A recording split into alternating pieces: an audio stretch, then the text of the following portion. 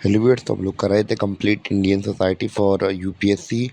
और हम लोगों ने पिछली लेक्चर में आधा डिस्कशन कर लिया था अपना ये वाला सेशन कि भैया हम लोग कहाँ तक वर्ण के अंदर आ चुके थे कि वर्ण हमारे कितने पास थे। हमारे पास 4 वर्ण थे। कौन कौन से? क्षत्रिय, ब्राह्मण, क्षत्रिय, वैश्य, शूद्र। तो ये 4 ब्राह्मण, 4 वैश्य, 4 हमारे पास वर्ण थे और इनको ऑक्यूपेशन की बेसिस पर डिवाइड कर दिया था। तो कैसे कैसे ऑक्यूपेशन की बेसिस पर डिवाइड किया था ये देख लेते हैं। तो ब्राह्मण्स की काम था कि भैया कि उनका वो ब्राह्मण्स का काम था कि भैया उन्हें नॉलेज गेन करनी है, तो भैया नॉलेज कच्ची है सारी इनके पास है तो इससे रिलेटेड इनको दे दिया जाता। क्षत्रियों का काम था कि भैया युद्ध वगैरह लड़ो कि बहादुरी के काम रिलेटेड उनका काम था। वैश्य का काम था व्यापार करना और शूद्र का काम था भैया इन तीनों को सर्व करना। ठीक है, तो वर्ण सिस्टम में से काम करते थे। और हम लोग बात करें कि एक तरीके से समझ लिए वर्ण एक ब्रॉडर पर्सपेक्टिव है सोसाइटी का। ठीक है, और वर्ण के अंदर हम लोग बात करें कि अलग अलग जातियाँ आती थी। तो जैसे कि एक वर्ण के अंदर हमने एक बता दिया, वैश्य बता दिया या ब्राह्मण बता दिया। तो भैया ऐसा नहीं था कि सीधे एक एक तरीके से ये समझ लीजिए ब्रॉडर कैटेगरी है जैसे ब्राह्मण्स। ठीक है, क्योंकि भैया अगर ब्राह्मण्स की बात करें तो भैया ब्राह्मण्स भी तो अलग अलग कैटेगरी के होते थे। तो जैसे कि एग्जांपल की मदद से समझते हैं कि कैसे कैसे ब्राह्मण्स होते थे। अब मान चलिए, ठीक है, अब ब्राह्मण क्या है, एक हम लोग बात फिर से बता दूं कि भैया एक वर्ण एक एक ब्रॉडर कैटेगरी है। यानी कि जो हमारी जाति होती हैं, तो जैसे जाति क्या होती है, सरनेम होते हैं हमारे। ठीक है, तो अब उनके जैसे ब्राह्मण हैं, ब्राह्मण की भी तो अलग अलग वैरायटी होती थी, अलग अलग टाइप्स होते थे। जैसे कि कैसे कैसे देखते हैं कौन कौन से टाइप्स होते थे जाति के। जैसे कि अगर हम लोग ब्राह्मण की बात करें तो भैया अलग अलग प्रकार के ब्राह्मण होते थे हमारे पास। जैसे कि पहले हम लोग बात करें, उनका कुछ ब्राह्मण का काम होता था कि भैया वेद के बारे में पढ़ाना और दूसरी चीज़ों के बारे में पढ़ाना। दूसरे शायद हो सकते थे कि भैया role the interpret the Vedas, तो भैया उनका काम यही होता था कि वेदास को इंटरप्रेट करना। और तीसरे का काम ये हो सकता था कि भैया जो आपने पुराने समय पे टीवी वगैरह में देखा होगा कि भैया राजा महाराजा के पास में उसे गाइड करने के लिए एक ब्राह्मण होते थे हमारे पास। तो ऐसे भी ब्राह्मण होते थे हमारे पास। ठीक है, और जैसे कि गुरुकुल वगैरह होता था तो गुरुकुल वाले ब्राह्मण भी होते थे हमारे पास। इंचार्ज ऑफ इम्पोर्टेंट टेम्पल, अब भैया कोई बहुत बड़ा मंदिर है तो उसके राज पुरोहित भैया वगैरह होते हैं। तो और कौन कौन से थे, तो ऑब्जर्विंग सॉरी रिचुअल्स वगैरह करने के लिए भी भैया एक हमारे ब्राह्मण होते थे। ठीक है, तो ऐसे करके एक हम लोग बात करें एक ब्राह्मण्स के अंदर, एक वर्ण के अंदर हमने देखा कि कितनी सारी कैटेगरीज आती हैं। तो अगर हम लोग एक तरीके से ये कह सकते हैं कि एक वर्ण के अंदर, जैसे एक वर्ण के अंदर कौन सी चीज़ आ गई, जैसे ब्राह्मण आ गई। तो एक वर्ण जैसे मैंने आपको बताया तो इसके अंदर हंड्रेड्स ऑफ थाउजेंड्स ऑफ जातीस आ सकती हैं। यानी कि अब एक्चुअली तो मैं नंबर नहीं बता सकता कि एक वन के अंदर कितनी जातियाँ आती हैं, क्योंकि भैया अब ट्रमेंडस, अब भैया बहुत सारा ये सीन चल गया है कि अब लोग अपनी सरनेम छुपा लेते हैं, बहुत से लोग लिखते नहीं हैं, बदल लेते हैं। तो बहुत ज़्यादा दिक्कत होती है कास्ट के लिए कि हाँ, कास्ट का पता नहीं चलता है कि अगर अगर नॉर्थ इंडिया में देखा जाए या साउथ इंडिया में देखा जाए तो भैया एज़ कम्पेयर टू, तो दोनों जगह पे हमें काफ़ी अच्छी मात्रा में कास्ट सिस्टम को देखने को मिलता है कि भैया लोग कास्ट सिस्टम को फॉलो करते हैं। तो यही सीन चलता है कि बहुत बार सरनेम अपना छुपा लेते हैं या फिर कुछ लोग ऐसे सरनेम रखते हैं जिससे कि उनके सरनेम के बारे में पता नहीं चलता है। तो ये सब हमें देखने को मिलता है कैजुअली।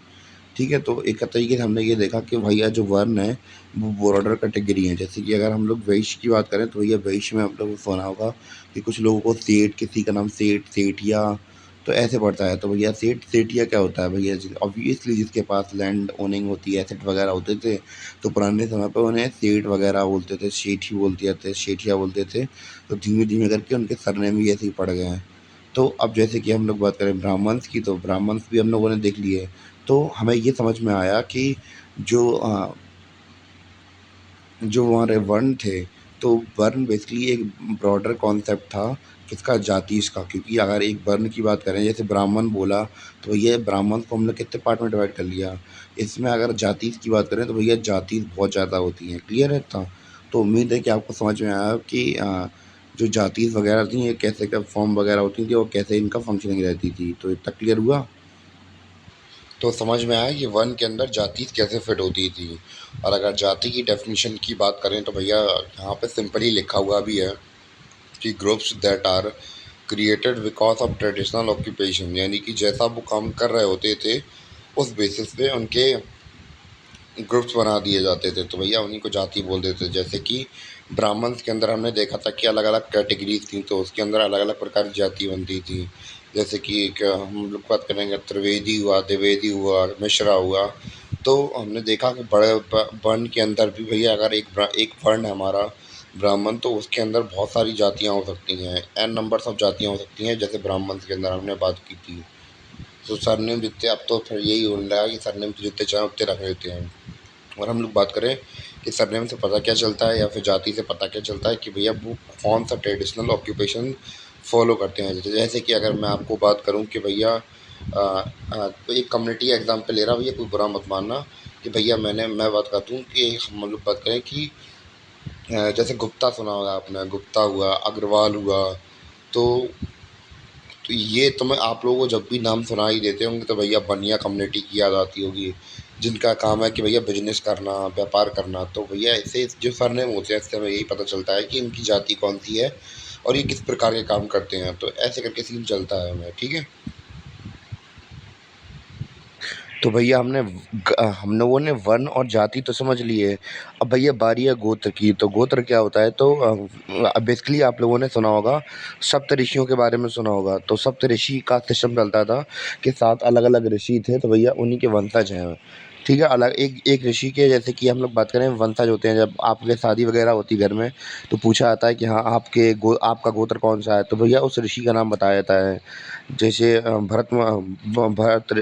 सॉरी भरत ऋषि हुए या फिर दूसरे ऋषि हुए, तो ऐसे ही अलग-अलग ऋषियों के नाम पे पूरे-पूरे गोत्र होते हैं, ठीक है?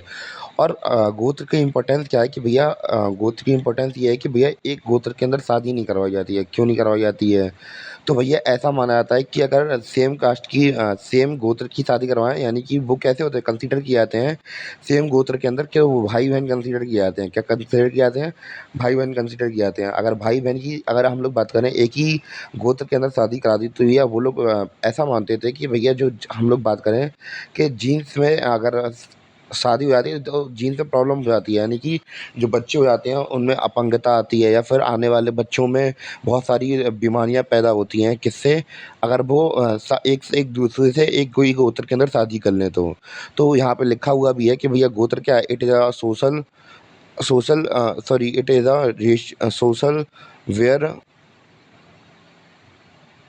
तो भैया डेफिनेशन क्या है इसकी गोत्र की, it is a social group where members are considered as a brother sister do not allow to marry. तो भैया वही है कि जैसे कि ऋषि कश्यप के बारे में सुना होगा, तो भैया कश्यप गोत्र से हैं।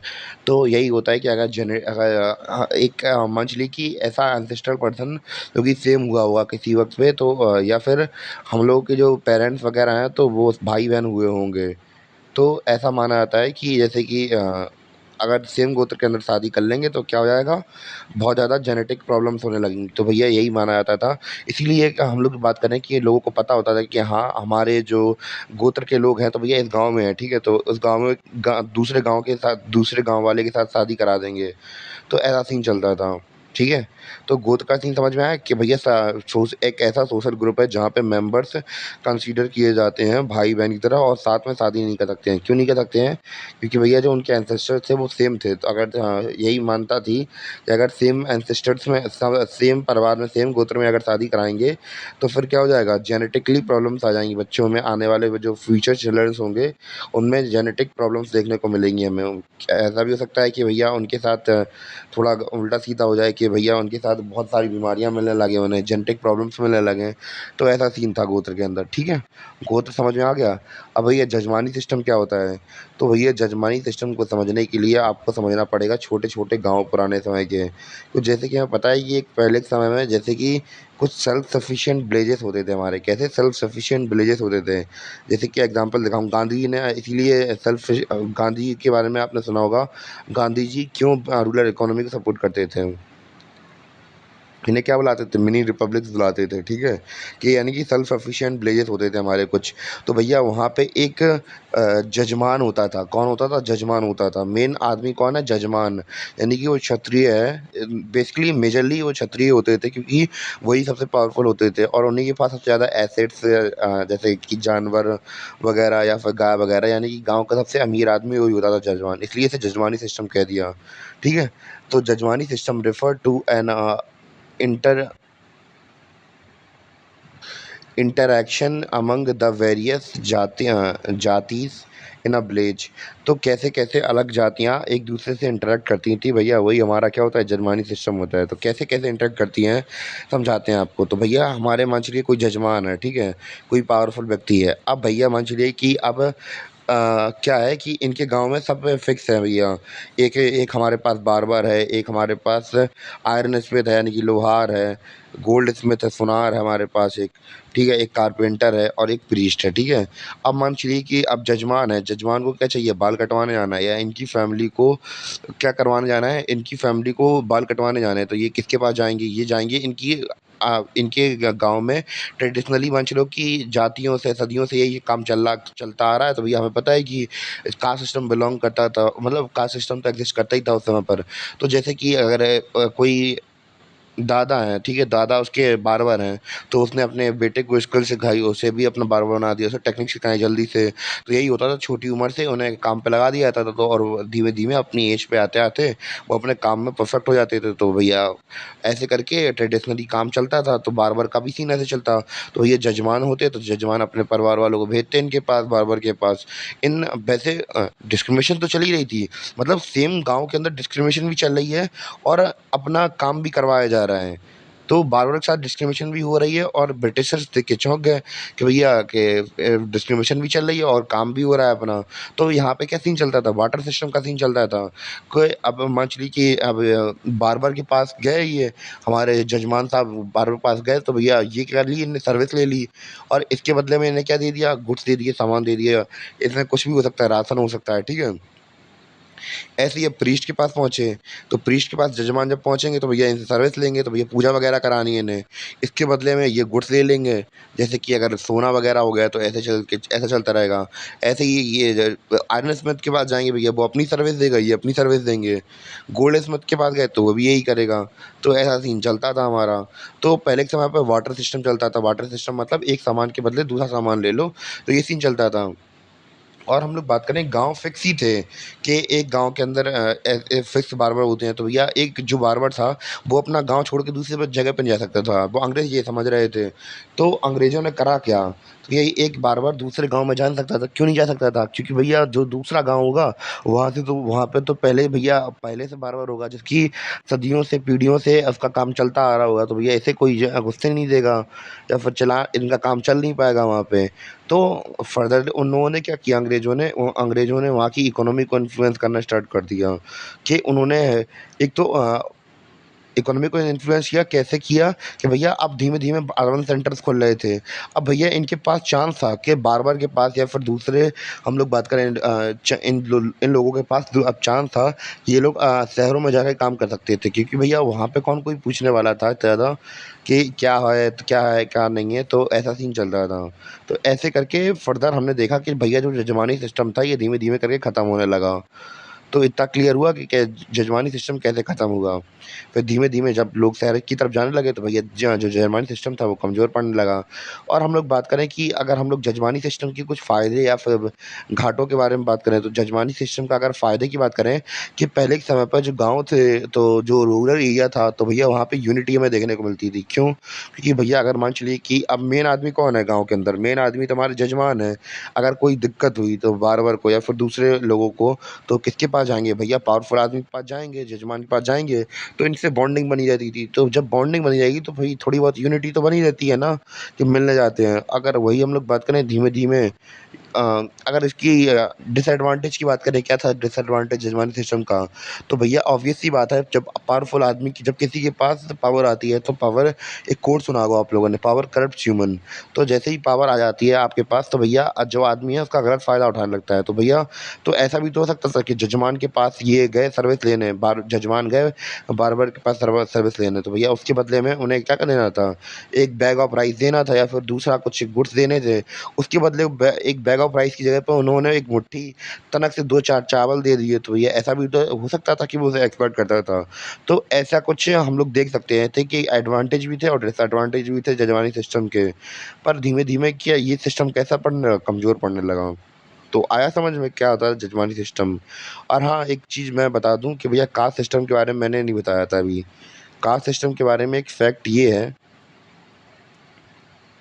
कास्ट सिस्टम के बारे में फैक्ट ये है कि भैया अगर कंपेयर किया जाए साउथ इंडिया और नॉर्थ इंडिया के बीच में, तो जो नॉर्थ इंडिया है वहाँ पे, सॉरी साउथ इंडिया है हमारा, वहाँ पे कास्ट सिस्टम ज़्यादा प्रेवलेंट है, क्योंकि भैया वहाँ पे हम लोग देखते हैं कि जो लोअर कास्ट से पीपल बिलोंग करते हैं, वो काफ़ी बार अपना सरनेम यूज़ नहीं करते हैं, क्योंकि भैया वहाँ पे कास्ट सिस्टम बहुत ज़्यादा प्रेवलेंट है। इवन कि ऐसा नहीं है कि ज़्यादा इंडिया में नॉर्थ इंडिया में बिल्कुल भी कास्ट सिस्टम नहीं है।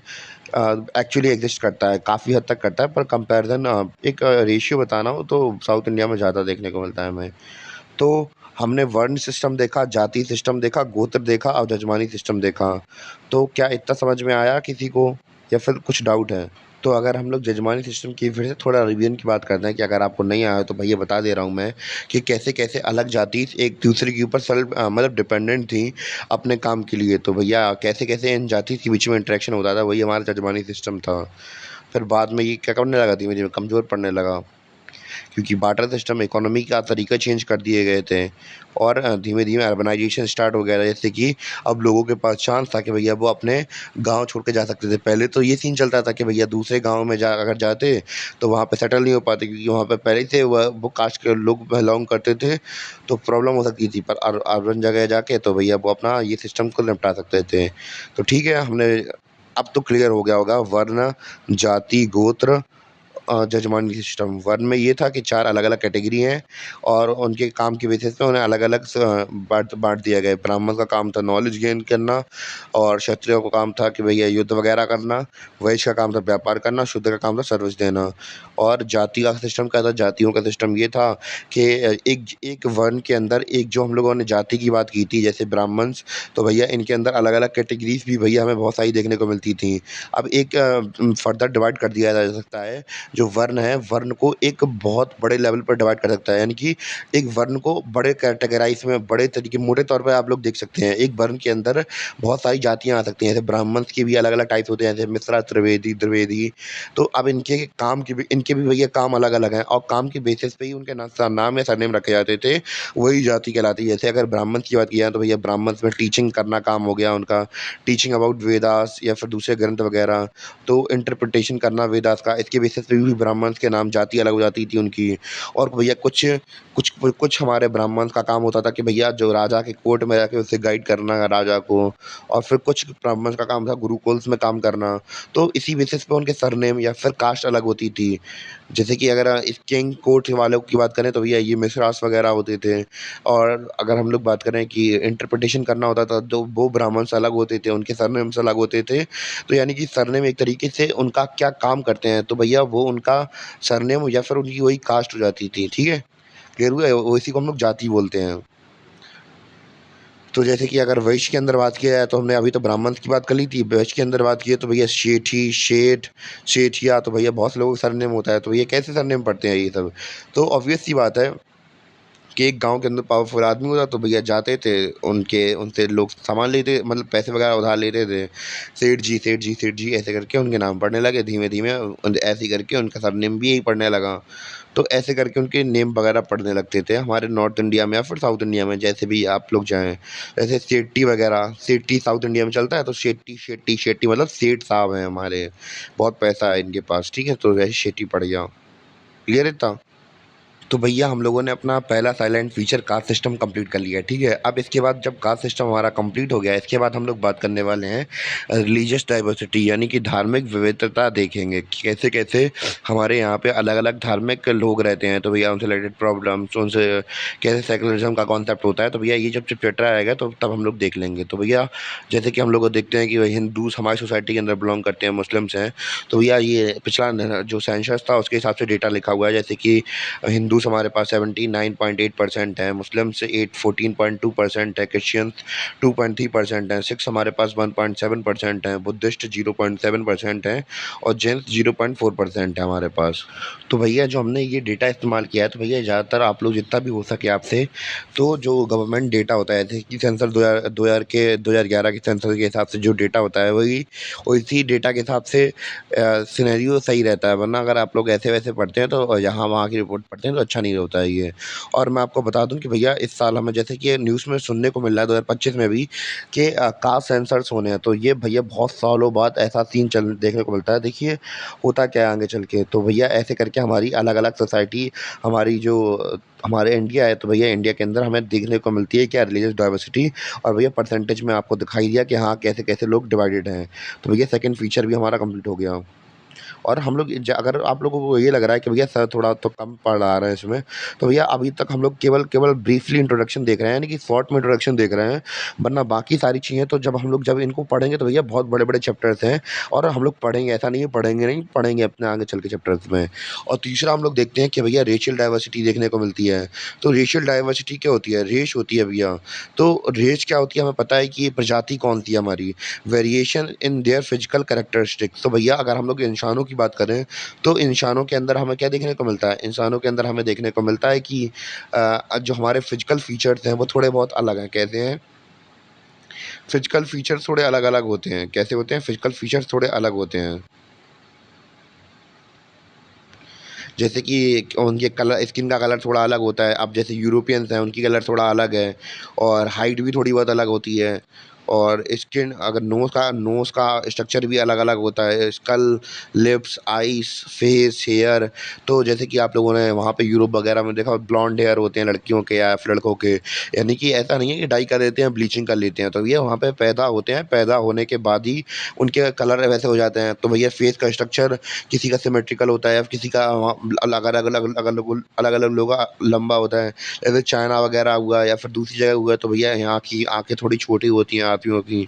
और जो लिप्स वगैरह होते हैं तो पतले वगैरह होते हैं। स्कल का जो स्ट्रक्चर होता है वो भी अलग होता है, ठीक है। नोज़ का स्ट्रक्चर भी अलग होता है। तो भैया ऐसे फिजिकल फीचर्स हमें हर एक स्पेसिफिक रीजन के लोगों के अलग अलग फिजिकल कैरेक्टरिस्टिक देखने को मिलते हैं। जैसे मंगलोइड्स वगैरह हुए या फिर चाइना वगैरह के लोगों से अगर कंपैरिजन कराएंगे यूरोप के लोगों के, तो भैया ऑब्वियस सी बात है, देख के ही आप लोग बता देंगे हाँ कैरेक्टरिस्टिक अलग है। नेपाली पर्सन अलग होते हैं और एशियन पर्सन अलग होते हैं। इंडिया और एशियन, सॉरी इंडिया के अगर और नेपाल के पर्सन देखे जाए तो भैया बहुत वैरायटी देखने को मिल जाएगी उसमें। या फिर हम लोग बात करें चाइना के आदमी को और इंडिया के आदमी को मिलाया जाए तो भैया अलग वैरायटी देखने को मिल जाएगी कि हाँ इनके फिजिकल फीचर बिल्कुल अलग हैं। वही यूरोप का आदमी खड़ा कर दिया जाए, अफ्रीका का आदमी खड़ा कर दिया है, तो भैया आप लोग सिमिलरली बहुत अच्छी तरीके से डिफ्रेंशिएट कर सकते हैं इन चारों के बीच में। अगर एक साथ खड़ा कर दिया है, हाँ, तो आप बता देंगे कि हाँ ये बंदा अफ्रीका से आया है और ये बंदा यूरोप से आया है। तो भैया जहाँ बहुत ज़्यादा डार्क स्किन है उसकी, स्किन टोन डार्क है, यानी कि वो सन रेज़ वहाँ पे ज़्यादा पड़ती हैं ऐसे एरिया के अंदर, मतलब काफ़ी समय से पड़ती आ रही हैं। जैसे कि अगर हम लोग बात करें ट्रॉपिकल एरिया के अंदर पड़ता है क्या, अफ्रीका वगैरह वहाँ पे, इस वजह से उसकी स्किन कैसी है, थोड़ी उसकी स्किन के अंदर मेलानिन का प्रोडक्शन ज़्यादा हो गया है, इसी वजह से उसकी जो स्किन टोन है वो कैसी हो गई, डार्क हो गई है। तो अब उसका जो फिजिकल फीचर कैरेक्टरिस्टिक है वो अब उसकी लोकेशन के हिसाब से फिट हो गया ना। वही हम लोग बात करें मेलानिन कहाँ पे, यूरोप वाले लोगों के पास थोड़ा मेलानिन कम सीक्रेट हुआ, इस वजह से जो उनका स्किन टोन था वो कैसा हुआ, थोड़ा डार्क नहीं हो पाया, यानी कि गोरे हो गए वो लोग। और वही हम लोग इंडिया की बात करें तो भैया मॉडरेट लेवल में होता है, तो भैया उसी हिसाब से उनकी स्किन्स हैं। क्लियर इतना, तो उम्मीद है कि आपको इतना समझ में आया हो। तो भैया प्रजाति यानी कि रेशियल की कैटेगराइजेशन की बात करें तो भैया वर्ल्ड लेवल पर 3 कैटेगराइज़ कर सकते हैं हम लोग अलग-अलग लोगों को, और इसके अंदर भी सब कैटेगरीज़ होती हैं। तो भैया जैसे यूरोप वगैरह की अगर बात करें तो जैसे कॉकॉज़ॉइड्स हुए हमारे, तो भैया इसके अंदर कौन-कौन से ग्रुप्स आ जाते हैं, जैसे यूरोप हुआ, नॉर्थ अमेरिका के रीजन्स हुए, इंडिया के जैसे जम्मू कश्मीर, पंजाब वाला, तो ऐसे रीजन्स वगैरह हमारे हुए, ठीक है? तो यहाँ पे फिज़िकल फीचर थोड़े अलग होते हैं।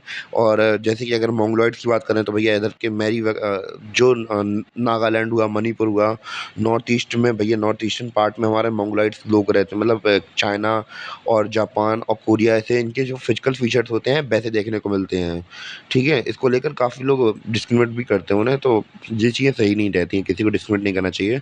और मैंने भी अगर चैप्टर में जिसके अगर मैंने जाति वगैरह का नाम लिया है तो भैया कोई हर्ट हुआ तो भैया पहले ही से मैं आपको बता दूं कि भैया मेरा कोई ऐसा इंटेंशन नहीं था कि मैं आपको हर्ट करूं या फिर कैसे भी करके बुरा पहुंचाने की कोशिश कर रहा था। तो मैं आपने कोई इंटेंशनली मैंने कोई जानबूझ के आपको हर्ट नहीं किया, केवल एक मैं पढ़ाने के पर्सपेक्टिव से ही वो चीज़ें बता रहा था, ठीक है? तो कोई ये मत कहना कि भैया कि हमारे बारे में ऐसा कहा जा रहा है या फिर हमारे बारे में वैसा कहा जा रहा है। मैं केवल पढ़ाने के पर्सपेक्टिव से बोल रहा था, वैसे मेरा कोई पर्सनल खुन्नस नहीं है किसी भी कम्युनिटी या फिर किसी के। वैसे ही मुझे किसी से प्रॉब्लम नहीं होती, कोई भी हो, जो आपको समझ में आए आप अपनी लाइफ़ में कीजिए। तो वही सीन है अपना अभी। तो जैसे नेग्रोइड्स वगैरह, तो नेग्रोइड्स अफ्रीका में देखने को मिलते हैं हमें, और इंडिया के भी कुछ हम लोगों के ट्राइब्स की बात करें तो वो देखने को मिलती हैं। तो जैसे कि अगर आप दूसरे कंट्रीज़ की बात करें, वेस्ट इंडीज़ हुई और अफ्रीका हुई, तो यहाँ के लोगों को अलग थोड़ा इनका फिजिकल फीचर थोड़े अलग होते हैं, लंबे से होते हैं, और जो स्किन टोन होता है उसके ऊपर भी असर देखने को मिलता है। और इंडिया के अंदर बात करें तो भैया जरावास ट्राइब हुई, सिद्धास वगैरह ट्राइब हुई, तो ये सब हमें देखने को मिलता है इसमें, ठीक है? और मंगलॉइड के बारे में तो हमने पहले ही बात कर ली थी भैया, चाइना, जापान, कोरिया का रीज़न हुआ। और इंडिया में नॉर्थ ईस्टर्न पार्ट हमारे भैया उन्हीं से फिजिकल फीचर्स मैच करते हुए दिखते हैं। और अगर हम लोग बात करें, जब इनके बारे में अगर और डिटेल से बात करनी हो, अभी तो हम लोग पहले ही बता दिया मैंने कि भैया हम लोग शॉर्ट में बात कर रहे हैं इनके बारे में। और जब इनके बारे में और डिटेल से पढ़ेंगे तो भैया इनके अंदर भी और सब क्लासिफिकेशन होते हैं भैया, जो तो मेजरली ग्रुप्स हैं, और इनके अंदर भी सब क्लासिफिकेशन और देखेंगे अभी हम लोग आगे। तो अगर हम लोग बात करें कि भैया ये जरावास हुई या फिर सिद्दी ट्राइब्स हुई, तो भैया यहाँ पे ये अफ्रीका से रिलेटेड ये कैसे हो सकते हैं? तो भैया बहुत सालों पहले अंग्रेज वगैरह हुए या फिर हज़ारों सालों पहले ये हमारे यहाँ पे आके बस गए, माइग्रेट करके आ गए। तो भैया इंडिया कोई ऐसी जगह नहीं है जहाँ पे एक प्रकार के लोग रहते हैं, तो भैया अलग-अलग वैराइटीज़ लोग माइग्रेट करके आए। अगर आप लोग एंथ्रोपोलॉजी वगैरह पढ़ेंगे तो भैया उसमें अगर एंथ्रोपोलॉजी के बारे में पढ़ा होगा, तो कैसे-कैसे हमारी जो अलग-अलग सिविलाइजेशन थी या फिर एंशिएंट हिस्ट्री के बारे में पढ़ेंगे तो भैया तो उसके अंदर देखेंगे कि कैसे-कैसे लोगों ने कैसे-कैसे माइग्रेट किया था। जब आप लोग स्टोन एज वगैरह पढ़ते हैं तो भैया हमारे जो इंसान वगैरह थे वो कहाँ पे थे? अफ्रीका ही में थे। तो अब फिर उसके बाद के अलग-अलग जगह पे माइग्रेट करते गए, और जब जहाँ पे रहने लगे तो भैया उसी हिसाब से उनकी बॉडी अडॉप्ट करती गई, और उसी हिसाब से उनके जो फिजिकल फीचर्स थे वो अपीयर होने लगे हमें। जैसे कि यूरोपियंस के भैया वहाँ पे धूप थोड़ी कम पड़ती थी तो टेम्परेचर थोड़ा कम रहता है, तो भैया उसी हिसाब से उनकी स्किन टोन हो गई। हमारे यहाँ पे मॉडरेट होता है तो भैया हमारी मॉडरेट जैसी हो गई, और अफ्रीका में तो जो स्किन टोन थोड़ा डार्क होता है। क्यों? क्योंकि भैया सनराइज़ डायरेक्टली वहाँ पे पड़ती हैं। इसी वजह से हम लोग बात करें, जो हमारी सिद्दी ट्राइब हुई या फिर झरवा ट्राइब हुई हमारी, तो भैया यहाँ पे हमें ये देखने को मिलता है ये सब कहाँ से माइग्रेट होके आए थे? अफ्रीका से माइग्रेट होके आए थे। तो भैया अब हम लोग फिजिकल फीचर के बारे में थोड़ा बात कर लेते हैं। जैसे कि अगर हम लोग बात करें, जैसे हमारी ये नेग्राइड्स हुए, ये मंगोलाइड्स हुए, तो भैया ये नाक का फीचर है कि भैया हम लोग देखते हैं कि भैया जो अफ्रीका के लोग होते हैं उनकी नाक थोड़ी ब्रॉडर होती है, यहाँ पे मंगोलाइड्स की थोड़ी और ऐसी होती है। और जो हम लोग बात करें कि जो लोग यूरोप के होते हैं उनकी आँखें थोड़ी नाक थोड़ी ऐसी पतली सी टाइप में होती है। और जो लिप्स वगैरह होते हैं तो भैया इनके थोड़े कम पतले होते हैं, इनके थोड़े ज़्यादा पतले होते हैं, और इनके बहुत ज़्यादा पतले, मतलब फ्लफ़ी टाइप में मोटे-मोटे होते हैं। इनके पतले होते हैं, इनके ज़्यादा मोटे होते हैं, फिर इनके और ज़्यादा मोटे होते हैं। ऐसा सीन देखने को मिलता है, तो ऐसे फिजिकल फीचर्स की बेसिस पे हम उन्हें डिवाइड कर सकते हैं। तो जैसे कि अलग-अलग वही है, जैसे मैंने बताया, जैसे एनवायरनमेंट पड़ जाता है उसी हिसाब से उनके जो फिजिकल फीचर्स हैं वो डेवलप कर जाते हैं। तो अब भैया अपने अगले से एक्सीलेंट फीचर के ऊपर आते हैं जिसका नाम है क्या, पैट्रियार्की। तो भैया पैट्रियार्की समझते हैं, तो it means dominance of man, obvious सी बात है इन द सोसाइटी। पैट्रियार्की जैसे कि हम लोग बात करें अगर हमारी फैमिलीज़ वगैरह में देखने को मिलता है, तो भैया जो फाइनल डिसीजन होता है वो कौन लेता है, दादाजी लेते हैं या फिर पापा लेते हैं, तो ये सब हमें देखने को मिलता है। हमें सदियों से यही चलता आ रहा है कि वैदिक काल से भी हम लोग यही देख रहे हैं कि वैदिक काल में अगर हम लोग बात करें कि जब समिति वगैरह सिस्टम चलता था, तो वुमेन्स को थोड़ी बहुत इज़्ज़त मिलती थी। फिर उसके बाद हम लोग देखने लगे कि भैया वुमेन्स की कंडीशन धीमे-धीमे खराब होने लगी, तो भैया हम यही देखते आए हैं हज़ारों सालों से कि पैट्रियार्की चली रही है, चली रही है, चली रही है, यानी कि आदमियों की चलती है। और इवन कि पूरे दुनिया की बात करें, तो भैया ग्लोबल लेवल पर भी देखा जाए तो भैया पैट्रियार्की हमें देखने को मिलती है। अगर हम लोग फीमेल्स की बात करें तो भैया इसीलिए तो भैया उन्हें एम्पावर किया जा रहा है कि भैया ज़्यादा से ज़्यादा उन्हें एम्पावर किया जाए, जिससे कि भैया उन्हें भी थोड़ा बहुत डिसीजन मेकिंग में सपोर्ट, मतलब एक तरीके से जब अब भैया मतलब एक सोसाइटी के अंदर वो भी तो एग्ज़िस्ट करती है ना, उनकी भी थोड़ी बहुत वैल्यू है ना, तो उन्हें भी तो थोड़ा बहुत हिस्सा होना चाहिए ना डिसीज़न मेकिंग के लिए। तो भैया वही वाला सीन है कि किसी भी एक समुदाय की पावर या पकड़ नहीं होनी चाहिए। दोनों जेंडर जेंडर इक्वालिटी भी है तभी तो आती है यहाँ पे, अलग-अलग कंट्रीज़ के अंदर। यही तो डेवलपिंग नेशन का सिंबल है या साइन है कि भैया कि हम लोग जेंडर बेसिस पे किसी को कम या ज़्यादा नहीं मानते हैं, ठीक है? तो भैया अब हम लोग समझते हैं कि जैसे कि हमने ये देख लिया कि पैट्रियार्की क्या होती है। इसका मतलब होता है कि dominance of man in society. It also means man is authoritative position. तो यानी कि भैया जो आदमी होते हैं भैया वो डोमिनेंस करते हैं सोसाइटी के अंदर या फिर हाउस होल्ड के अंदर या हर डिसीजन के अंदर। तो भैया ये डेवलप कैसे हुआ? तो भैया हमें पता है पुराने समय पर अगर एग्रीकल्चर पुराने समय की बात करी जाए, तो एग्रीकल्चर के टाइम पे भैया अगर हम लोग बात करें फील्ड पे बहुत ज़्यादा लेबर करना पड़ता था, इसलिए आदमी बाहर जाकर काम करते थे। ठीक है? तो जब बहुत ज़्यादा काम करते थे और फीमेल्स हम लोग बात करें जब बच्चा पैदा कर देती हैं, उसके बाद थोड़ी कमज़ोर हो जाती हैं, तो इसलिए वो जा नहीं पाती थी बाहर। तो भैया इसलिए धीमे-धीमे एक नॉर्म बन गया धीमे-धीमे। और पुराने समय से हम लोग देखते आ रहे हैं पैट्रियार्कल सोसाइटी हमारी ऐसे ही धीमे-धीमे करके फ़ॉर्म हुई।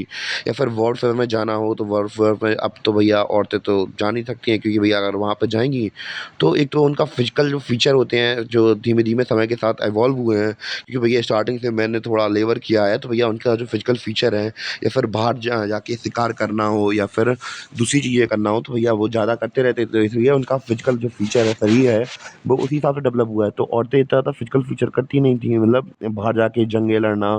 तो इसी वजह से जो अब हम लोग बात करें कि फाइनेंशियल काम हुआ, तो भैया उन्होंने देखा, जब किसी के पास फाइनेंशियल इंडिपेंडेंस आ जाती है तो भैया वही पावर ले लेता है। तो अगर आज के समय पे भी देखते हैं कि अगर वुमेन्स को पावरफुल बनना है, तो भैया इसलिए तो उन्हें इकोनॉमिक एम्पावर किया जाता है कि भैया पढ़ लिख के अपना कमा लेंगी, तो भैया फिर जब किसी के पास पैसा आ जाता है तो बाहर जाके कुछ काम करने लगती हैं, तो फिर अब वो डिपेंडेंट नहीं आ जाती हैं। तो भैया इतनी पावर डिवीज़न हमें फिर देखने को नहीं मिलता है। जो अगर वही है कि इसीलिए तो लड़कियों को पढ़ाया-लिखाया जा रहा है, इससे कि वो अगर अपने आप को सर्वाइव कर सकें और अपने लिए पैसे कमा सकें। अगर खुद के लिए पैसे कमा सकेंगी, तो भैया और डिसीज़न मेकिंग की पावर भी तो उनके पास आ जाएगी, क्योंकि भैया वो भी तो पैसे कमा रही हैं ना। वो अगला बंदा ये तो नहीं कह सकता कि हाँ, तुम पैसा नहीं कमा रही हो, तो हम जो कह रहे हैं तुम्हें बात माननी पड़ेगी। तो ऐसे करके पैट्रियार्कल खत्म हो जाएगा हमारा। तो ऐसा करके सीन है। अगर एग्ज़ाम्पल की बात करें तो आप लोगों ने घर वगैरह में देखा होगा कि आपके भाइयों वगैरह को जहाँ बाहर जाने को मौका मिल जाता है, वही आप कुछ कह दें तो भैया नहीं जाना है बेटा तुम्हें। तो अब पर पहले के मुकाबले अब के समय पे देखा जाए तो धीमे-धीमे सिचुएशन चेंज हो रही हैं। और हमने देखा, हमने ये भी देख लिया कि पैट्रियार्कल जो सोसाइटी थी कैसे स्टार्ट हुई थी। और उम्मीद है कि आपको ये चैप्टर समझ में आया हो। और आज के लिए केवल इतना ही। इतने हमारे सेंट्रल साइलेंट फीचर थे, और बाकी जितने साइलेंट फीचर बचे तो भैया हम लोग अपने अगले लेक्चर्स में कंप्लीट कर लेंगे। तब तक के लिए बाय।